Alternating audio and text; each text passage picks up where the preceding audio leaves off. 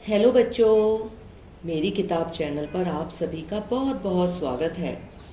बच्चों, पिछले पाठ में हमने राष्ट्र कवि मैथिली शरण गुप्त जी की काव्य रचना मनुष्यता के 12 पंक्तियों का सार आपको समझाया था।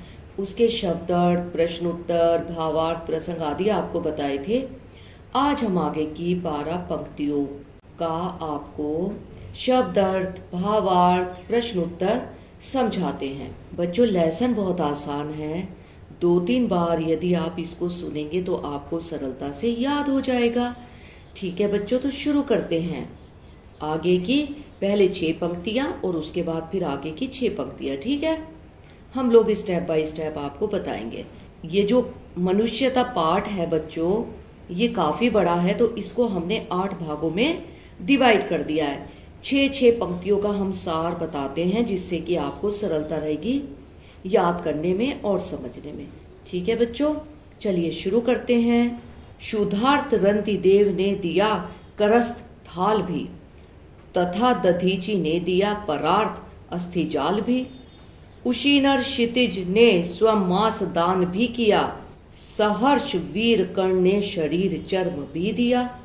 अनित्य देह के लिए अनादि जीव क्या डरे, वही मनुष्य है कि जो मनुष्य के लिए मरे। शब्दार्थ: क्षुधार्त, भूख से व्याकुल, जिसे बहुत अधिक भूख लग रही हो। रंतिदेव, एक परम दानी राजा। करस्त, हाथ में पकड़ा हुआ। परार्थ, दूसरों के लिए। अस्थिजाल, हड्डियों का समूह। दधीचि, एक प्रसिद्ध ऋषि, जिनकी हड्डियों से इंद्र का वज्र बना था। उशीनर, गांधार देश का राजा। क्षितिश, राजा, स्वयं मास, अपने शरीर का मांस। कर्ण, दानवीर, कुंती का पुत्र। चर्म, चमड़ा। अनित्य, मिटने वाली। अब इसका प्रसंग लिखेंगे बच्चों, जैसे हमने पिछले पाठ में आपको बताया है। प्रस्तुत काव्यांश हमारी पाठ्य पुस्तक स्पर्श के मनुष्यता पाठ से लिया गया है और इसके रचयिता मैथिली शरण गुप्त जी हैं। इसमें कवि अनेक महापुरुषों के उदाहरण देकर परोपकार के महत्व को बता रहे हैं। ठीक है, अब इसकी व्याख्या, भावार्थ क्या है, ध्यान से सुनिए। कवि अपने कथ्य के समर्थन में उदाहरण देते हुए बताता है कि भूख से व्याकुल एक राजा रंतिदेव ने अपने हाथ का भोजन से भरा थाल दूसरे व्यक्ति को दान में दे दिया था। यद्यपि रंतिदेव स्वयं भी भूखे थे, पर उन्होंने अपनी भूख की परवाह न करते हुए दूसरे भूखे व्यक्ति को भोजन दे दिया।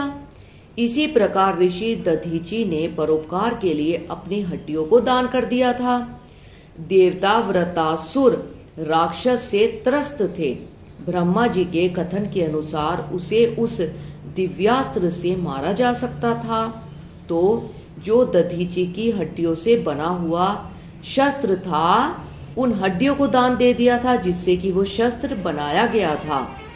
दधीचि ने इस परोपकार के लिए अपनी हड्डियां दान कर दी थी।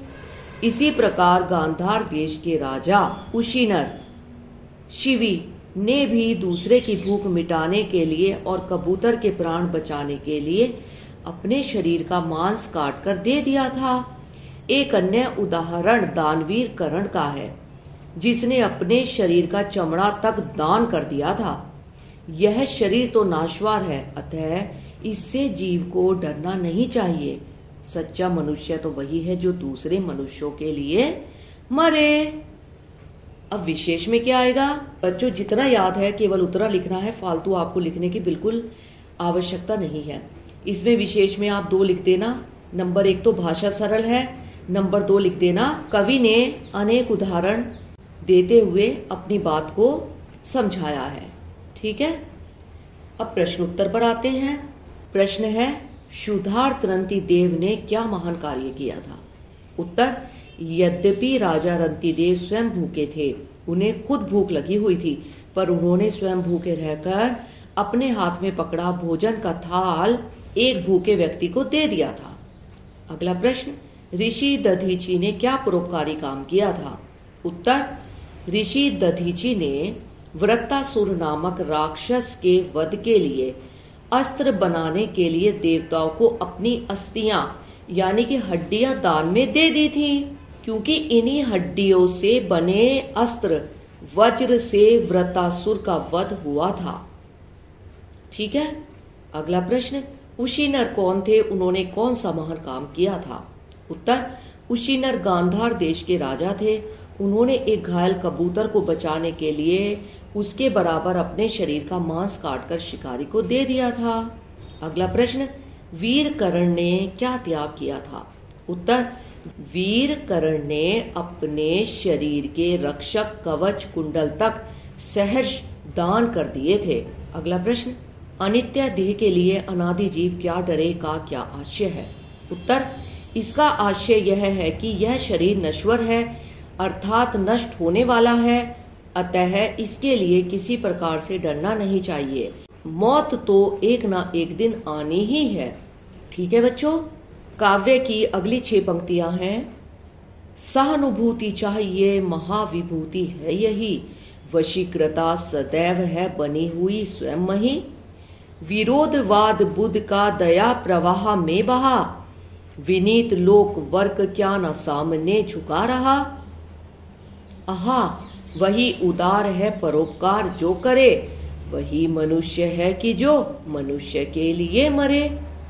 शब्दार्थ, महाविभूति बड़ी भारी पूंजी, वशीकृत वश में की हुई, विरुद्धवाद बुद्ध का, बुद्ध ने पारंपरिक मान्यताओं का विरोध किया था। प्रसंग सेम वैसे ही आएगा जैसे हमने आपको बताया है कि प्रस्तुत काव्यांश या प्रस्तुत पंक्तियां हमारी पाठ्य पुस्तक स्पर्श के भाग मनुष्यता से ली गई हैं। इसके रचयिता, इसके रचनाकार, इसके कवि मैथिली शरण गुप्त जी हैं। उन्होंने इन पंक्तियों में परोपकार की भावना के महत्व का वर्णन किया है, बताया है। ठीक है बच्चों, अब इसकी व्याख्या भावार्थ देखते हैं। ध्यान से सुनिएगा। हमें दूसरों का काम करके उनकी सहानुभूति प्राप्त करनी चाहिए। यही हमारे जीवन की सबसे बड़ी पूंजी है। यह धरती भी उनके वश में सदा बनी रहती है। यहाँ तो महात्मा बुद्ध का विरुद्धवाद भी दया भावना में बह गया। सारा विश्व उनके समक्ष विनीत भाव में झुक गया, क्योंकि उनके मन में परोपकार की भावना थी। कवि के अनुसार वही उदार हृदय व्यक्ति है जो परोपकार करता है, अर्थात दूसरों का भला करता है। सच्चा मनुष्य वही है जो दूसरों के लिए मरे, अर्थात दूसरों के लिए जीने मरने वाले व्यक्ति का जीवन धन्य है। अब इसमें विशेष में क्या आएगा? भाषा सरल है और सुबोध भाषा का प्रयोग किया गया है। ठीक है बच्चों, प्रश्न उत्तर। पहला प्रश्न है, सहानुभूति को क्या कहा गया है और क्यों? उत्तर, सहानुभूति को महाविभूति कहा गया है क्योंकि यही सबसे बड़ी पूंजी है।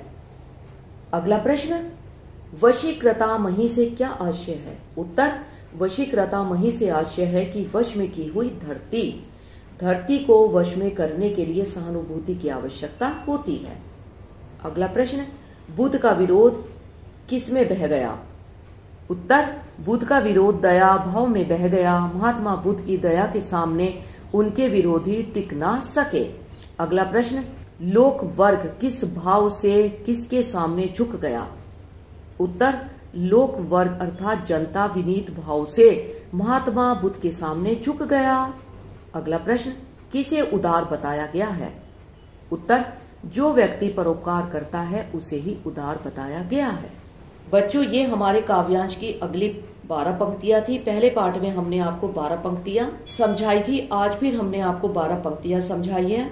अगले पार्ट में हम इसकी 12 पंक्तियों पर चर्चा करेंगे। आप इसको ध्यान से सुनिएगा। 2 बार भी अगर आप इसको सुनेंगे तो आपको सरलता से यह याद हो जाएगा।